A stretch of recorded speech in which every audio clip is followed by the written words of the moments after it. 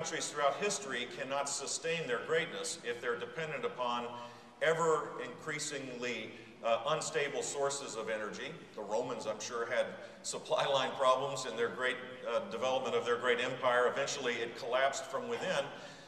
And similarly, the United States cannot depend, as we have, in increments not discernible to the naked eye again, over a sustained period of time. 50 years we've allowed ourselves to become increasingly dependent upon foreign sources of oil. More than half of our oil comes from outside the United States. Roughly $300 billion leaves our country without being taxed, without creating any jobs, without creating any investment in our own country. And it goes to countries, by and large, outside of Canada and Mexico, that are either completely unstable and could be hostile to the United States, or already hate our guts. But yet we continue down this path of spending $300 billion on a net basis to go to countries that creates repression in their own regimes, in their own countries, and creates serious problems, I think, of stability for the world.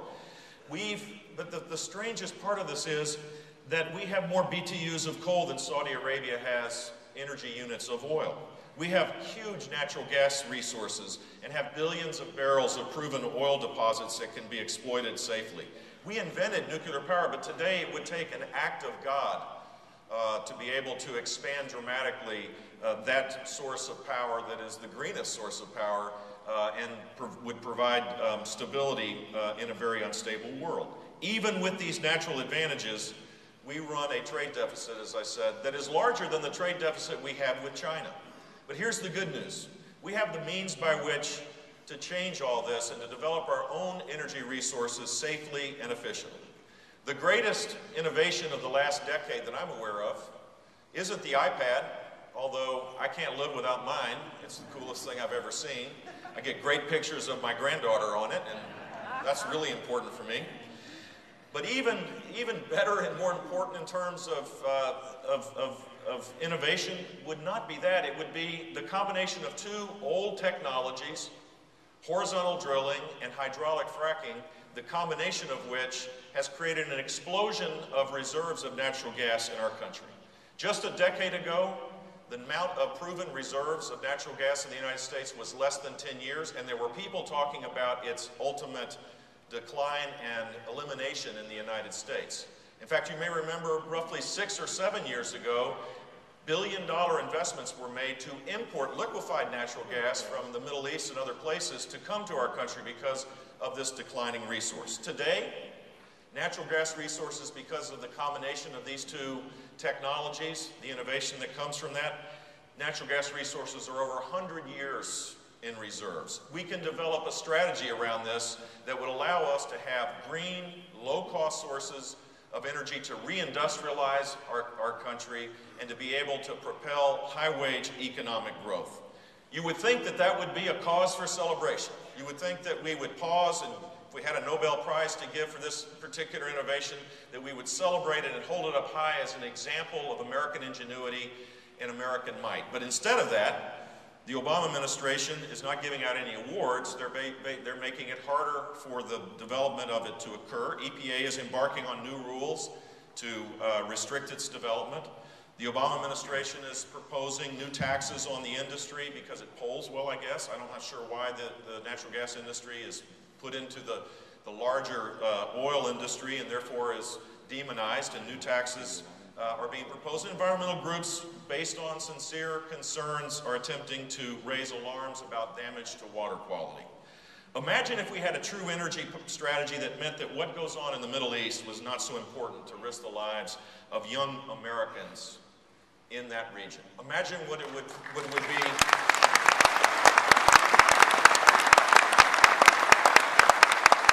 Imagine the $2 billion a week that is spent in Afghanistan to provide stability in a region that would be less important if we developed our own strategy of energy in the United States. Imagine the investment necessary to get this energy to market, the billions of dollars of investment that would create hundreds of thousands of new jobs in our country, high-wage jobs if we focused on it. So here are 4 things that could be done that I don't consider to be partisan or ideological. This should be something that the left and right could find consensus on. One would be to end the slowatorium, not the moratorium because that's gone, but the slowatorium to start granting permits and speeding up development in the Gulf of Mexico.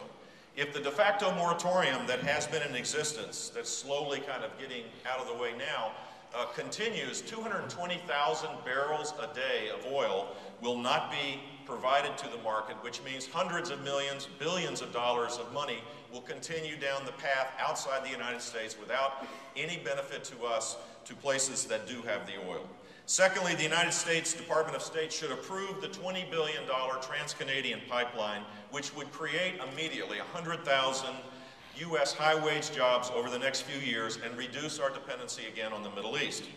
By the way, a great majority of the equipment for the pipe and for the infrastructure necessary for the exploitation of these resources in Canada and for the refining of the resources as they make their way into the refining areas of our country, close to 100% of the machinery and the equipment will be made by high-wage American workers. And the benefit of this far exceeds just the idea of creating energy security. It creates an economic stimulus that would be far more important than anything that's been proposed in Washington today. I honestly believe the third thing that we need to do is to eliminate the strategy of using food as the basis of energy, and we should phase out the subsidies of ethanol that put pressure on food prices and deliver an incredibly high-cost energy supply.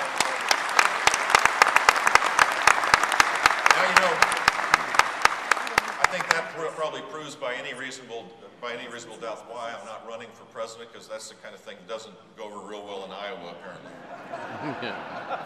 Finally, rather than attempting to pick winners and losers through tariffs and tax credits and grants and guarantees and loans, left-handed Albanians, please get in this line to get your tax credit. Right-handed Croatians, please get in this line to get your loan guarantee. To create this massive infrastructure around picking winners and losers through government, what we ought to do is use the power of government for the things that it historically has done magnificently, which is to fund basic research, to allow the market to have a greater say in what renewable energy sources should work, and make them competitive on a cost basis, not through subsidies and through the getting in line process, because it hasn't worked, obviously, but restore American greatness by funding American innovation to allow for the disruptive technologies to lower costs to get to the place where we can have a renewable energy economy the right way. The second great challenge is one that creates huge burdens for sustained long-term economic growth, which is our healthcare challenge, and you all know this oh so well. When I was a candidate in 1994, I enjoyed being a candidate most of the time because I got to listen and learn. I got to kind of wander around and pick the people I wanted to hear from to get better at what I did. And so I went to see the top education policy advisor that I was aware of at the time and asked his advice on what a candidate should be talking about as it relates to healthcare in 1994.